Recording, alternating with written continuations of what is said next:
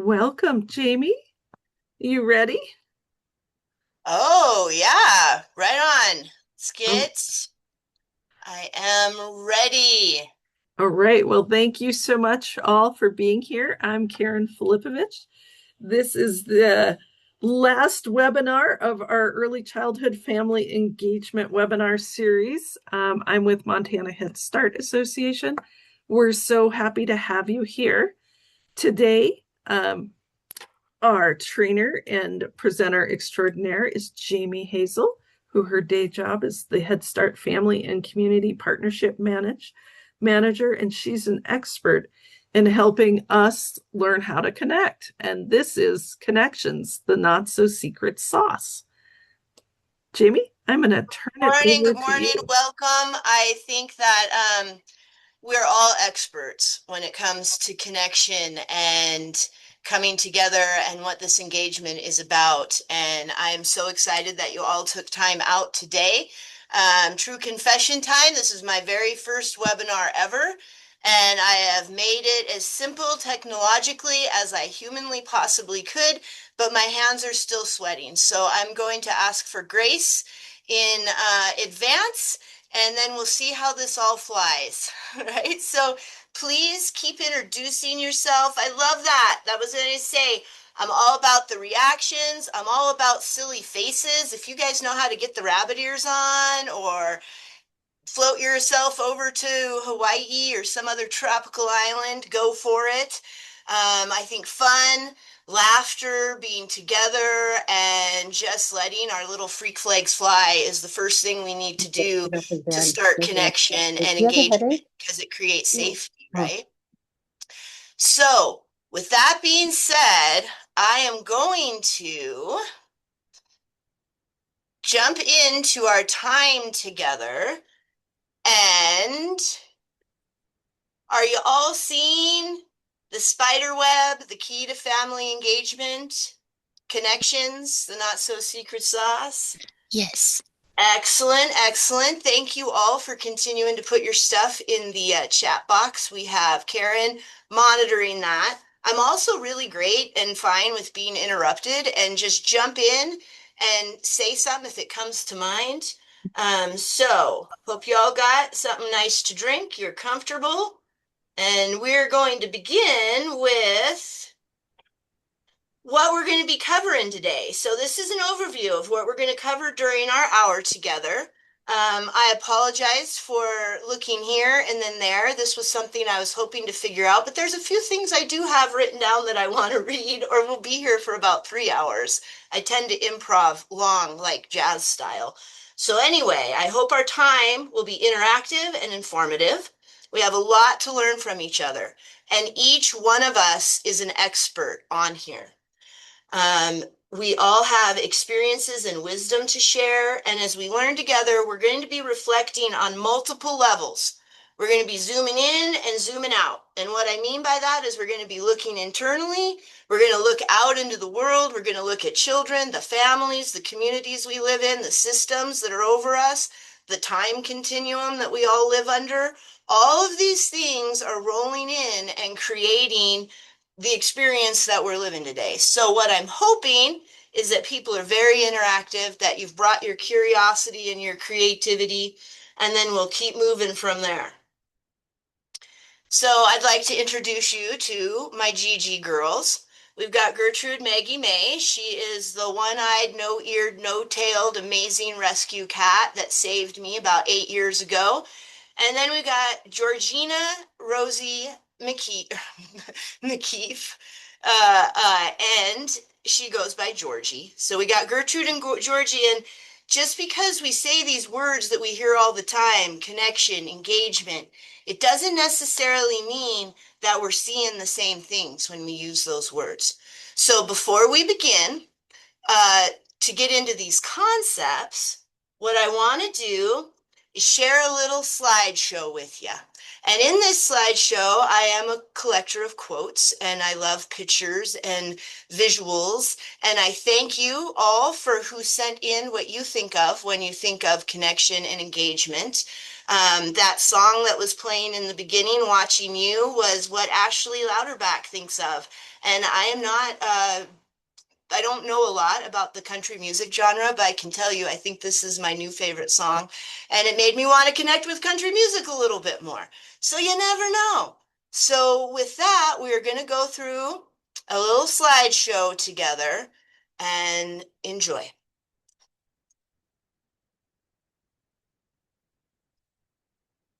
Can you hear Jack Johnson singing to you? Nope, not at the moment, Ashley. All right, We'll hold keep going, on. Jaymie. We got to hear a little Jack. So I will just let me see if I can do this real quick. Oh, yeah, I can do it. I can do hard things. We can all do hard things. So now I'm going to start the other share and we'll see if it works. I'm going to start the music. Do you hear Jack Johnson singing to you? Mm, no. Oh, No? oh, wait, wait. Yep, he's coming. He's in. Yep, he's coming. He's in. Yes, I can tell that we are gonna be friends. Walk with me, Susie, come on. Through the park and sometimes you have to go into share screen and click sound. The bugs we found safely walk to school without a sound. We safely walk to school without a sound. But here we are, no one else. We walk to school all by ourselves. There's dirt on our uniforms from chasing all the ants and worms. We clean up and now it's time to learn. We clean up and now it's time to learn. Numbers, names, learn to spell. Nouns and books and show and tell. Playtime, we will throw the ball and back the glass through the hall. Teacher marks our height against the wall. The teacher marks our height against the wall. We don't notice any time. We don't notice anything. We sit side by side in every class.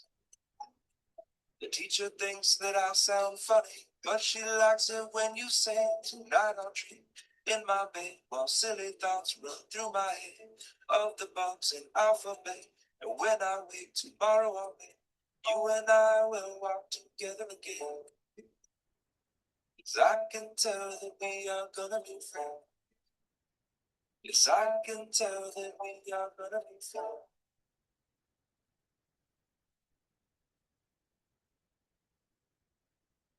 Timing's a little off, but we have a few more slides to go.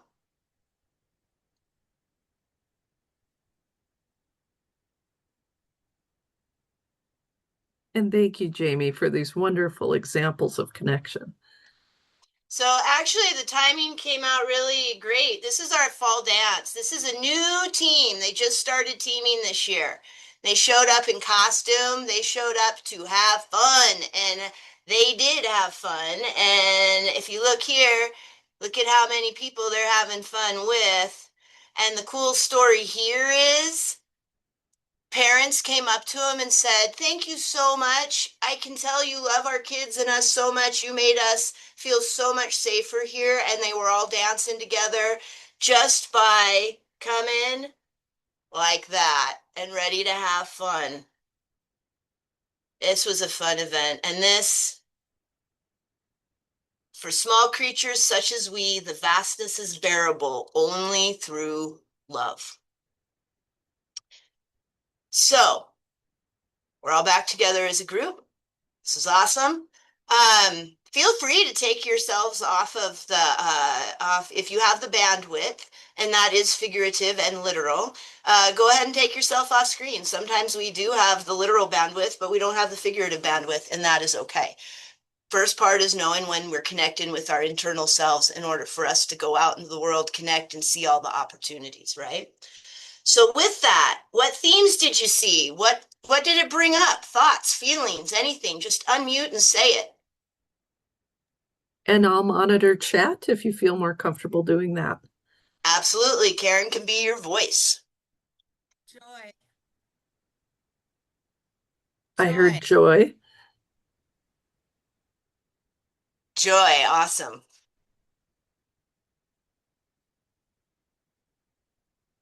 What else? What about the images said connection? How did you see? Or engagement? What was the action behind it? Oh, I see someone said excitement. Get my chat on at the same time. Yep. Smiles, connection, community, support.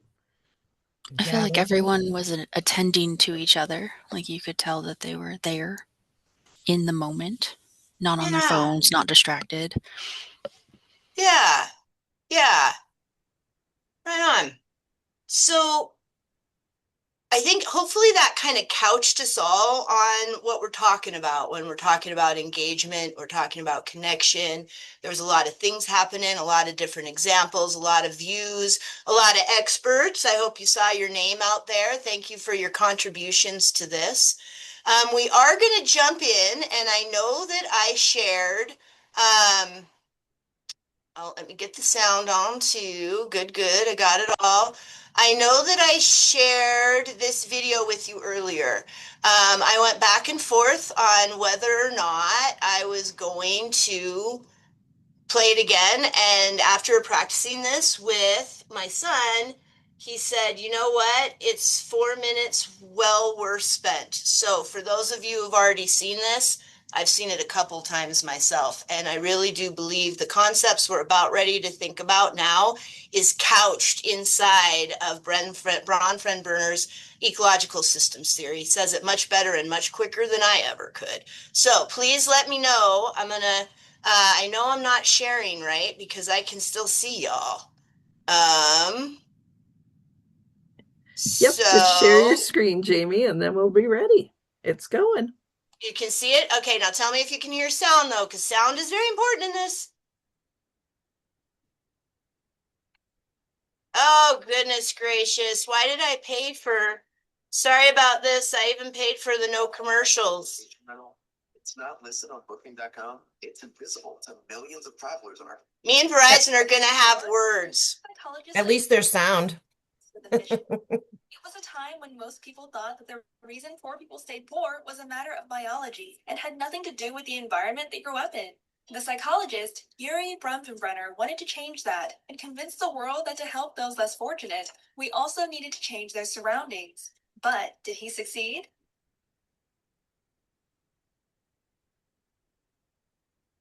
Bronfenbrenner's ecological system theory conceives that a child is influenced by 5 ecological forces. First comes the microsystem of I'm so sorry. family and friends that affect the child directly. Second are the forces of the connections between the people around the child, parents with teachers and teachers with peers. Then there are links between social settings that do not directly involve the child, such as the father with his boss, the peers with their parents, and the teacher with the principal. Next is the overarching culture, religion, and social norms that influences all others. And lastly, there is time, which changes everything over the course of one's life.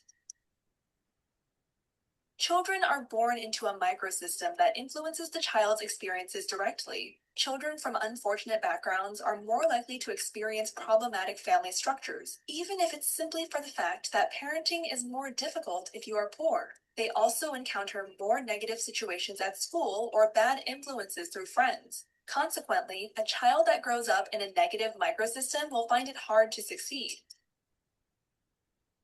The mesosystem represents the interconnections between the elements that surround the child. For example, the relationship between the father and the school teachers. If the father doesn't get along with a teacher, the child might suffer. The exosystem involves the links between social settings that do not involve the child. For example, a child's experience at home can be influenced by their parents' experiences at work. If the mother loses her job, there might be more arguments with the father, resulting in changes in their interaction with the child. The macro system describes the overarching culture that influences all other systems, such as a child's geographic location and ethnicity.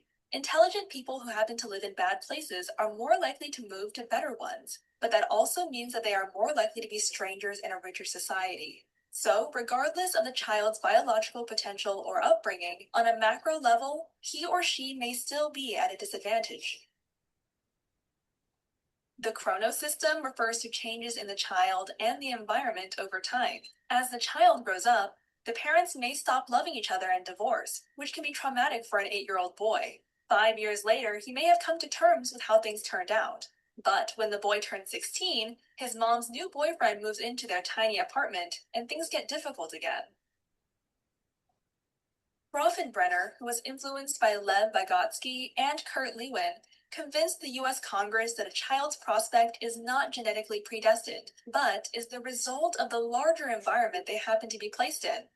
Children who grow up in unfortunate social structures, therefore, need a form of support that not only reaches their families, but also elements of their community. Bronfenbrenner's theory helped form the Head Start program in 1965, a government program that has served more than 35 million poor children since.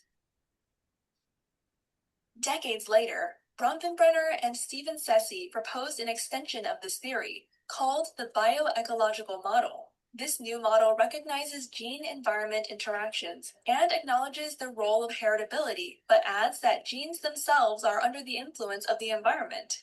In other words, the process of heritability varies in a magnitude of potentials. How much a child can make of the potential they inherit depends on the ecological environment.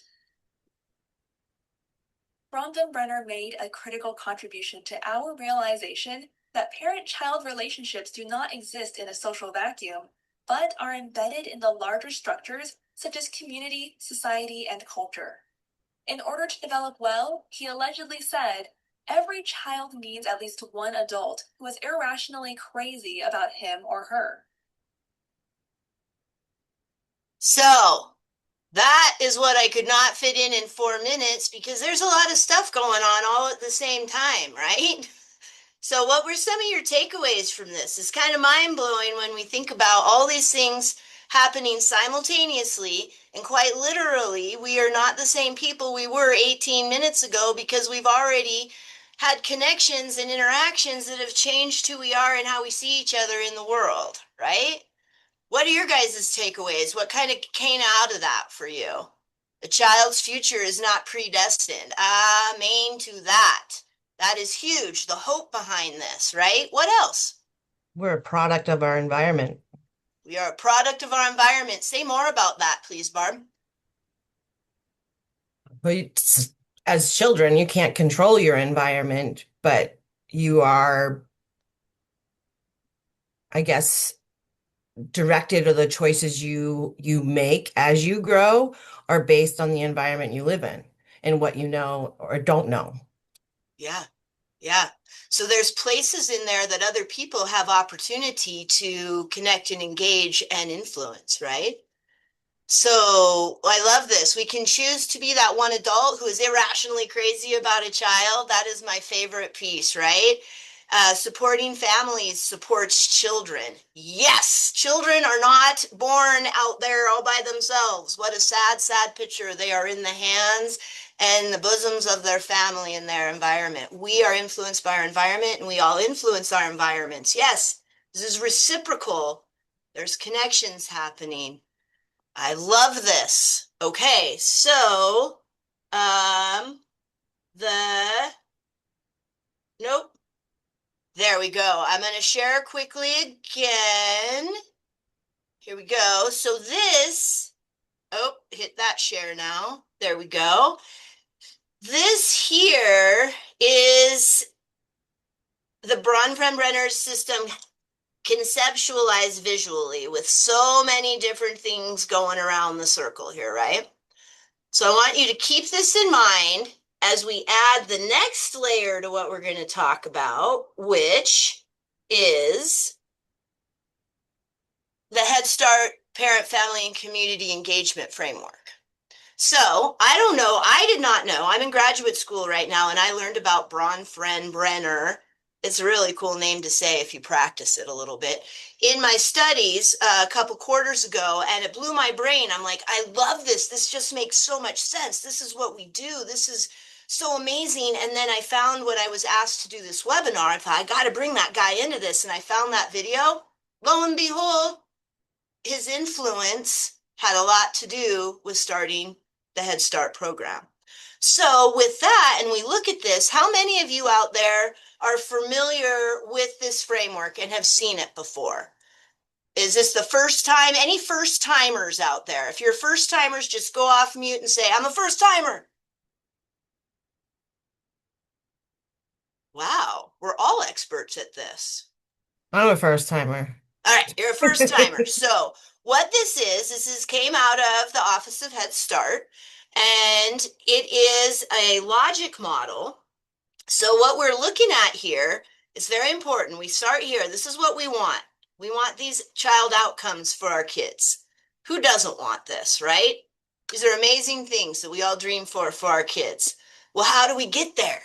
Just like somebody said, positive supports for families create positive supports for children. So we need to focus here on these family outcomes, these 7 family outcomes, and all that those entail. And we put our efforts into this: family well-being, learning, engaging, being part of community. Well, how do we get here as a program? Well, we look at our program impact areas. And what we have is we got program environment, so important. Those teachers out there, what is environment? It's so important. It is the what? Second teacher in the classroom, if you've all taught me right. Environment's very important. Family partnerships. We know it's a fact. Research tells us children will do better when their families are engaged in the process. How do we teach? How do we learn? What are our community partnerships? We cannot do this alone. And then the access and continuity. How do we keep this all flowing? How do we make sure everybody can get to it? How do we bring it in so the tide comes in and all boats raise? Well, and how do we do that? Our program foundations. We need to have strong program leadership that understands how to support the people that are connecting with the people. We have strong professional development so that we can understand what we're doing, and it's not just, a happenstance. Well, wasn't that a fanciful outcome? I hope we can get that again. We can reproduce this stuff when we understand it and we go forward and put it into action. And then continuous learning and quality improvement, right? We've never been there. We're never going to get there. That's the coolest thing. We can keep learning because as we just learned, we're different each time we learn something different. So if we're changing all of the time, that's fabulous because we're attuned to our environment. It doesn't mean we were doing it wrong the last time. For those of you that know Circle of Security, just because I learned something new today does not mean I was doing it wrong yesterday. It just means I learned something new today, and it's increased my choices and how I can put those into play in my life. So we're going to take one more concept now, and we're going to go into Stephen Covey's. Anybody heard of Stephen Covey and the Circle of Influence and Control? He writes a book about like 7 great habits for effective people or something along those lines. But Stephen Covey's Circle of Influence is a concept for managing focus and energy by distinguishing between things you can directly control, things you can influence, and things that are outside of your control. The core idea is to concentrate your efforts on the circle of influence, including your own actions, habits, and choices, to become a more proactive and effective person. This is in contrast to the circle of concern, which includes external issues like the weather, the economy, or other people's actions that are beyond your ability to change. So, when we put them all together now, I'm going to go ahead one more slide. This is all of the different connections and influences, ways I want us to couch this as we go forward in some of our conversations together. So when you're looking at all of these as they kind of come in, what what connections and like that reciprocity, what's happening between these three concepts? Does anybody see any themes?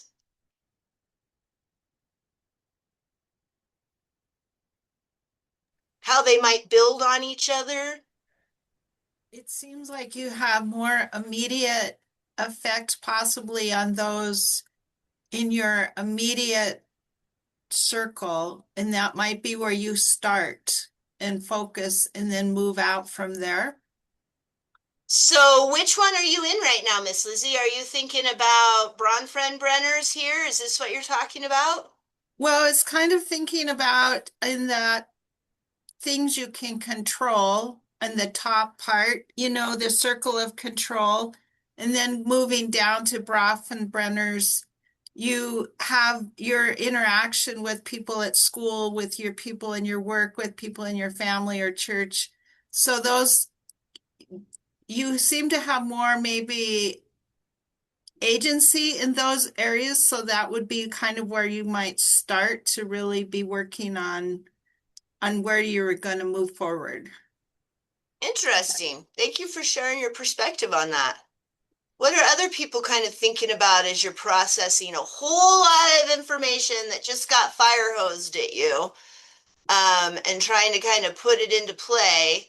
Is there any questions or any like, whoa, wait a minute, you took about 15 leaps there within 3 minutes, and I need some time to catch up.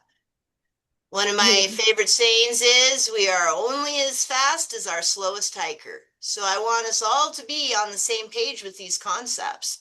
Actually going to bring us together. Stopping the share so that Jaymie, we can continue the share. Jaymie, I see one in chat. How you respond impacts your relationships. Yeah. And responses, our responses, what sphere does that fit into? Control, influence, or concern? How I All respond. of them. It can, yes. It is the one, though, that is definitely in control. I have control over how I respond. So what I loved about your comment, Lizzie, when you were thinking about that, well, we'd have, maybe we'd be more effective with the people closer to us. And in that sense, I think if we think about the sphere of influence and who we are around, then the people closest to us, we have more likelihood of influencing, right? But do we have any more likelihood of controlling them? No. It gives us the illusion we can sometimes, but we don't. We still, at the end of that day, only have control in ourselves. As you said, Samantha, the commonality is relationships. It seems to be pulling heavily to the connection piece so far throughout the webinar. Yeah, it's wild, right? Because what we are pre-wired to do is connect. That is the coolest thing. That's what makes us all experts that are sitting in this webinar together. And everybody else that we come into contact out there, they're experts too. I have a good friend, actually. She's my emotional support human that's sitting over here to my right. And she has shared with me, it's the 12 rules for life. I don't quite understand it. I haven't read the book yet. However, one of them is, which one was coming to me? Oh, you know which one it is. I'm sorry. My head just went out the window on why that matters, but it'll come back around. There's a disconnection in there when you've got too many screens in front of you, right? But that relationship piece, so important all the way through. That what is wounded in relationship can only be healed through relationship. So when we're working with a lot of people that have had a lot of wounds, and we are a person that have had a lot of wounds, because let's face it, life's complicated. It's messy. Lots of stuff happens. We all experience things that no one, oh, I know what it was. Assume the person standing in front of you knows something you don't. All the time. What an amazing thing. It's like, that takes the wind out of my sails a lot because I am righteously right too often. But when I stop for a minute and say, I bet you that person might know something I don't, and I seek to understand, which is different than accepting, right? I don't have to accept someone's behavior to understand and come at it from a place of empathy and compassion, right? So as we're looking at these very complicated issues, I'm going to share again. Wait, before I go off of this, any other thoughts? Any points of clarification? You know what? I don't agree with anything you've just said, and I want to put this out here.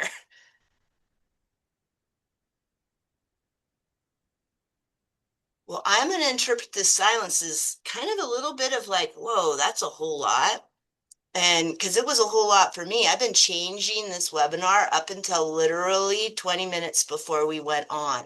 Because every time I looked at it again, I went, whoa, wait a minute, wait a minute, wait a minute. And then I had to say, you only got 60 minutes, so you wait a minute and stop putting stuff into this. So jumping back in. Okay, we're all sharing the screen again. So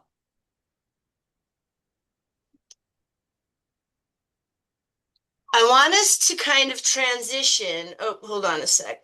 Backing it up. So just to take a look at this, when we're thinking about family engagement and connecting, I want us to think about all those things that concern us. I don't know about you, but they seem to take the forefront of my brain too often. My focus is on all the things that concern me. And when you look around the world today, there's a lot of things that are concerning. There's many things that trouble me. So when I think about that, I think, what are the ways I can influence it? And if I think too long on all the things that are out there in my circle of concern, my sphere of concern, I can get so overwhelmed. Even if I pull it into our own tiny little program here of 125 beautiful children and the families that come along with them, the things that we're supporting and viewing and witnessing and trying to engage with is really complicated, right? This government shutdown has been really complicated, and I don't have any control over it. And people are hungry, and I don't have any control over that. I have a huge concern over this, right? Something else that concerns me is that loneliness, research has shown now, is as harmful to our health as smoking 15 cigarettes a day. That concerns me because I meet a lot of lonely people and I can't be friends with everybody. I'm learning boundaries. That was a hard thing for me to accept, that I have concern for a whole lot of people. I can influence this and I have control over this, right? So when we put all of this together, instead of that being overwhelming, what I'm hoping that this, as an ecological systems, like explaining, like, not everything's impacting everything and time is happening and environment and it's all going, like, look at all this. And it gives me permission to just be like, isn't that amazing? That's a whole lot, but I can understand this now. And now I can think about, where might I be able to come in and have some influence? At what level on all of these systems? In here, when I put my own self as the individual in here, that's where the most of our control lies. And then where do we fit out here in our professional roles? Where do we fit in our church roles? How do all these impact and come together? And when we think about all this, how can we bring it into the roadmap that we can use? Because we look, there's continuum here too. Throw across all of this. This is not static. This is an action. This is happening. We're engaging. What are we engaging in? Positive and goal-oriented relationships. There is purpose behind this. There is a reason that we've come together, and we can seize that moment while we take everybody's individual culture into consideration, inclusion, equity, all of that, and then we pull it across, and at the end of the day, the children are doing well. Isn't that the biggest outcome of all, across all communities and cultures? How are the children doing? If the children are doing well, we're all doing well. If the children aren't doing well, something is amiss. And so what can we do about that? Because we're all here, right? We want to take action. We want to connect. We didn't get into this line of work because we wanted to sit back and just, see a reality TV show unfold in front of our eyes every day. We want to make a difference. We want to make an impact, be part of the solution. So how do we do it though when so many things are coming at us? Well, we can take a look at all of these ways and think about what actions can we take in both the sphere of control and the sphere of influence? What do these look different like? So what I'm hoping is that when we're thinking about these things and we're going into our own individual lives, but also back to our work teams and our families, is we can take a look at, we all can really identify a problem pretty quick. And when we do, the problems are wicked complicated. These are not simple little issues to take a look at. So our engagement and our actions also need to adjust to that and to look at what that looks like as we're going through, and we can define it. Once we can define the concern, then we can start looking at the roadmaps. And I sent some information when you go back through your emails. You can, or just go to the office headstart.gov and you can find all the resources on truly learning these concepts at a much deeper level as you bring them back to your into your work or into your life. But they're all ways that we can look at considering the uses of adversity. What can we use in order to address what we are concerned about? So, what's the point? Why does this matter? How does this help us? I'm thinking those are the questions that I have, right? Well, what are your thoughts on that? How does this information that you may have just heard for the first time, and you may have heard parts of it before, or you may have heard all of it before, and it's coming together in a kind of a putting it all into one spot. Why does this matter, and how could it help us?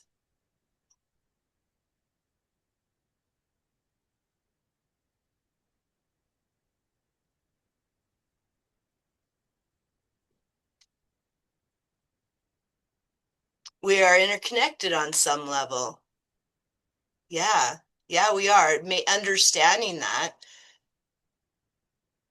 it impacts us. Like the quote I had, whatever affects one directly affects all indirectly. What we do matters. We might be planting seeds we don't see, but will later bloom. Yeah. We don't always see the outcomes of our influence. But we can be connected. Seeing the bigger picture of all the influences in one person's lives can really help us understand and build deeper relationships. Yeah. Really, when I let myself think that everybody I'm running across, they got a story. They're living through something. I don't know what it is. I can handle every human being with care. I don't have to know their story. Why do I have to know you had a rough night just so I can be kind to you today? I don't gots to know that. I can just be kind. What else?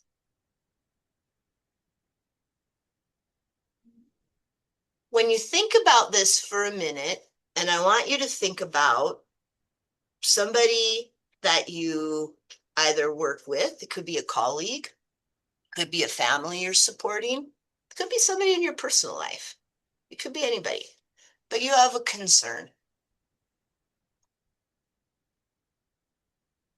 Do y'all have that person? Do y'all have your concern in mind?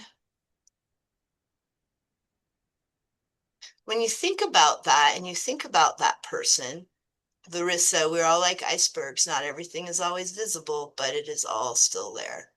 Absolutely. And how do you see an iceberg? You dive in. You get in the water, man. Our positive interaction may be the reason a person smiles. Heck yeah. Mirror neurons are powerful. I don't know about you, but depending on where I'm at in time and space, I could walk into a supermarket and somebody could give me a dirty look and I'll shoot them one right back. What did I ever do to them? They probably weren't even thinking about me, but I sure mirror neuron to that. What if I did it a different way? What if I allowed my internal world to stay in one piece, which is the one world I have control over? And I can get supports to help those things I need, because there's even internal things I don't have control over. If I quit breathing right now, this webinar would end real quick. I can't control the fact I need oxygen to breathe. So even in our internal worlds, we don't have control of everything. You never know what someone has or is going through. Yeah. So when I say consider the uses of adversity, what does that mean to you? Because how can adversity be useful? It's just not. It's not okay. People shouldn't have to go through tough stuff. Children shouldn't be hurt. People should be fed. Everybody should have access to health care. It's just not fair. But what are the possible uses in that? Because if I just sit here and go, it's just not fair. Okay, you're right. You can learn from adversity. Think outside the box. Absolutely, Angela. Gives me a different perspective. If I've been through something, I can see things different. And if you've been through something, you can see things different. Knowing where a person comes from helps us provide the necessary supports to help them be successful. Absolutely. And knowing where we come from helps us be able to engage with them and connect without assuming our story is theirs, because it's not. We're very connected, yet we're separate beings, right? So that connection piece is about empathy.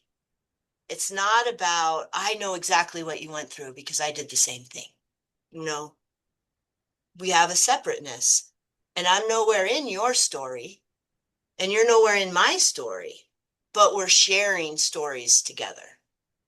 When we do our parenting classes, Angela says it is powerful to listen to everyone's point of view because we have all gone through different things. Yeah. Yeah. And then that brings connection too, right? Oh, that was similar. Or you handled that. I didn't think I could ever do it, but you got through it. I bet you I can get through it. Samantha says adversity is useful in many ways, though if we embrace adversity, we can then shift our own perspective. How can we support those facing adversity? How can I create a positive impact with adversity? Absolutely. And I love all the questions, right? Because the more questions I have, the more I get to learn. The more I think I have of information to share, I probably need to check and ask a few more questions, because I am far from understanding anything. And the closer I get to accepting that, the easier it is to accept all those things that are outside my sphere of influence or control. So for me, and I've always wondered about this, and it's a pretty popular prayer, it helps me answer some of these questions. When I can use all of these different frameworks and these different ways of viewing something, it helps me break some things down and can kind of bring me to a different place of serenity.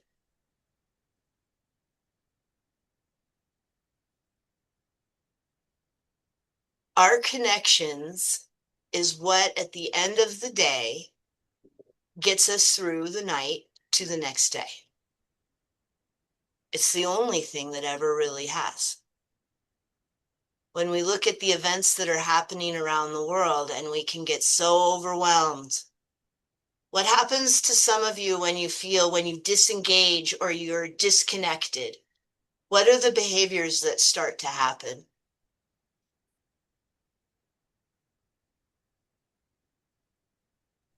You close yourself off. Close yourself off. I want to hide. When I feel disconnected and I feel disengaged, I want to get right back under those covers and I don't want to come out. I can't connect to a spider web and take down a lion when I'm hiding under my covers. Negative self-talk. Yeah. While I've been preparing for this webinar, push people even farther away. Yeah. Yeah. And then the beauty is, oh, look at that beautiful baby Melinda. Oh my goodness gracious. She's just brand new. I can almost smell her through the screen. Oh, yummy new, right? Junk food cravings. Heck yeah. And I can throw a little bottle of wine or two into that as well if I'm really feeling like I want to disconnect. And at the end of the day, that doesn't bring me any closer to what I'm really yearning. Because what are we naturally pre-wired to do? Connect. If we are not connecting, we are fighting our very nature. Oh, doom scrolling. Yikes. Yeah. I got off of the Book of Faces about, I don't know, 9 months ago, and I swear to God, it's the best thing I ever did to my mental wellness. I always feel better after dinner with a good friend. Absolutely. I don't know about you guys. Well, Head Start and early Head Start, we're the grandmamas and grandpapas at home visiting, right? So for me, in my role, I have a little bit of there's a degree of separation from direct support with families and children in the position I play. So in a lot of times I hear about a lot of celebrations. We really try to celebrate a lot out here, but it is also a lot of struggles, a lot of addiction issues, a lot of big deals, right? And I can hear it and I can form some pretty harsh opinions and judgments, right? What do I need to do? One of the first things I say is I need to meet this family. Can I visit? Or the advocates that I work with and support will say, I want you to meet this family. And as soon as I meet that family, you know what happens within the first 30 to 60 seconds? I change my perspective from one of judgment to one of compassion. I change my approach from one of, well, why don't they just do this? To one of, what have you tried? And how would this work? It switches all of it. It's a 180. It's the difference of connection and disconnection.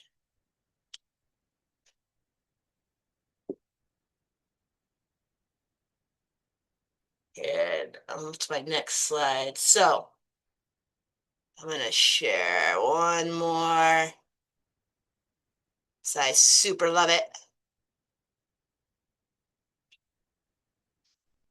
So relationships are dynamic. They are never static. They're either deepening in connection or they're disconnecting. So I think you can tell by now, I am a huge collector of quotes. I love quotes. And one of my favorite quotes is from Gilda Radner. And I found this quote in 1997. And when I found this quote, I was working in Missoula, Montana. I'm going to bring us back together here. And I was working for Opportunity Resources, Inc., and I was supporting a gentleman who was in his 70s living with his aunt who was in her 90s in their home. And they had this fabulous house on 3rd Street with a full functional attic. And we got this great idea that in order for both of them to continue to age in place, we would just have someone come and they could live in that space, and in exchange, their rent and things would be covered. And it really was a great experience. There was 2 different people who lived in that. And the first gentleman who came in, it was a beautiful connection until one day I got a call that said, you need to come here. We need you to identify this gentleman's body. He had completed suicide in their garage the night before. And while I was standing in the kitchen with my buddy Bob and his Aunt Ruth, I looked up on their little cupboard and she had taped to it this quote from Gilda Radner. I wanted a perfect ending. Now I've learned the hard way that some poems don't rhyme And some stories don't have a clear beginning, middle, and end. Life is about not knowing, having to change, taking the moment and meaning the best of it without knowing what's going to happen next.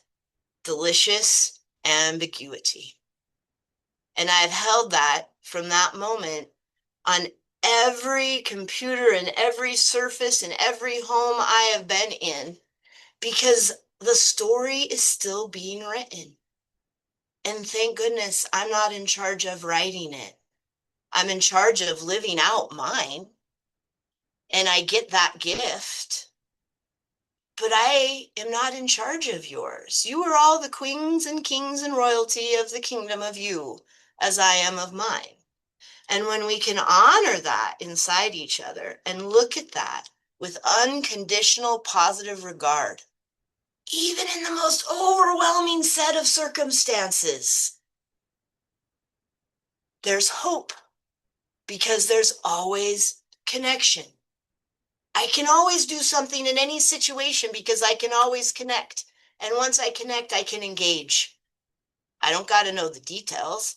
I just got to be really great at improv and be really comfortable with messy. That's all you got to do.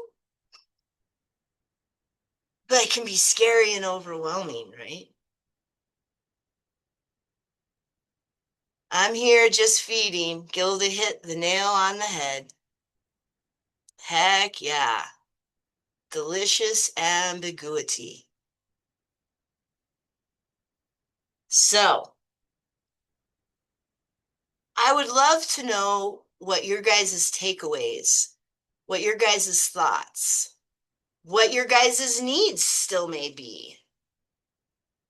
What are you going to do with this when you get off of this little webinar time together?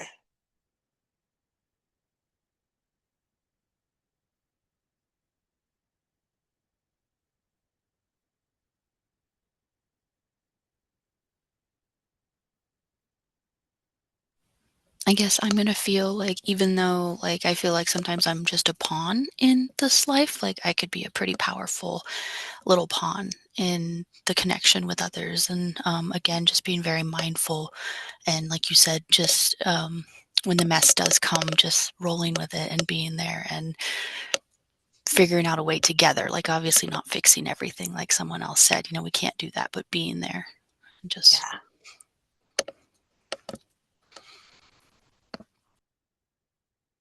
You guys get a time in your head where you were really felt alone. You were overwhelmed. You were afraid. You did not know what you were going to do next. And out of the blue, somebody connected with you.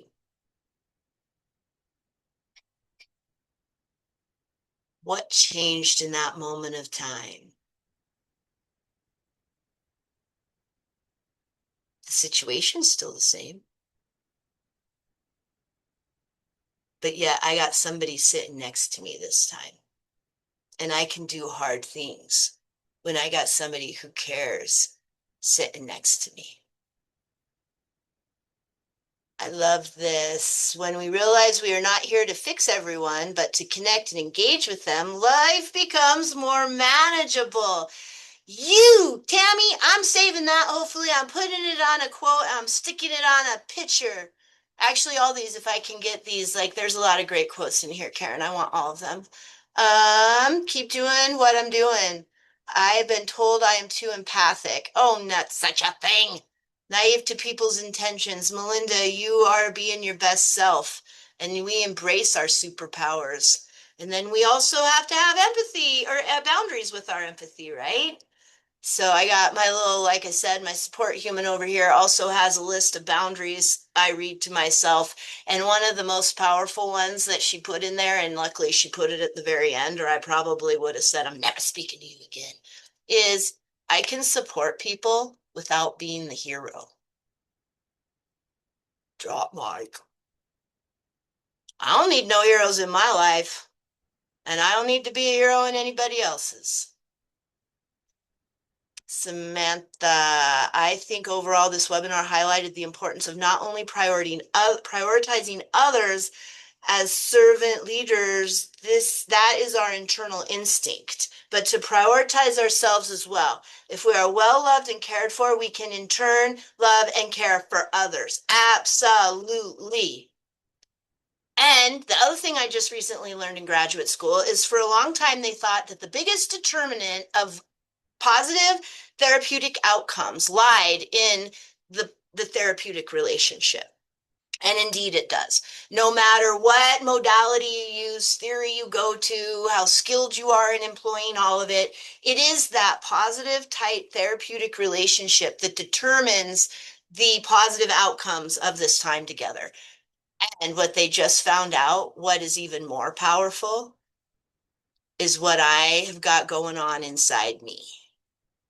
So the relationship I have with myself and my ability to regulate my internal world, be aware of who I am, know who I am, learn and heal, that is the strongest influence that then leads into that therapeutic alliance. So absolutely, Samantha, the oxygen mask needs to come here first and stay on. It doesn't say I'm going to put it on, go, here you go. Get your oxygen mask on. Keep it on for the duration of the ride. You can help other people put their own oxygen masks on. And then we keep on rolling and the world keeps on spinning regardless. I really appreciate all of the time that you guys took out of your days today. It's not easy carving out an hour.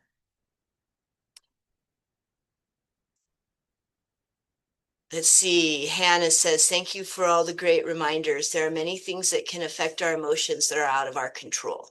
And we can remind those we help that as well. Absolutely. I have a little thing. It used to be on my desk, but I moved it over there. And it's this question. They're just sticky notes. Because one day I came in here, I'm like, I don't know if you guys ever experienced those days, but I think it was a day where I experienced it like, I don't know, once every 10 minutes. Just as I thought I got myself calmed down, something else came up.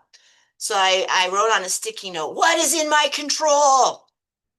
And hid it there because it felt like everything was. And then slowly throughout the day, I grabbed another and I said, my attitude, the tone of my voice. Every time I come back from a situation that like erupted even further because of me and how I chose to control and what I could and get confused between concern and control. So I can control my tone, my attitude, the words I choose, my perception, perspective taking, and compassion. Those are all things that are in my control all of the time. Every day we all made a choice. We wake up and we choose. I'm going to get out of bed or I'm not. That's the first choice we make. Whether we know we're doing it or not, we're doing it.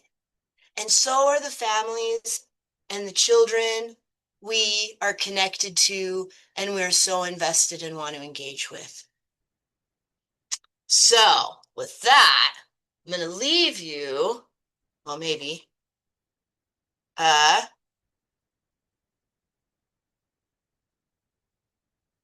contact information. This was a pretty cool connection. Me and Dolly earlier this year, we became besties. The cat was at the Capitol, owning the people's house with all of the children and reading awesome storybooks.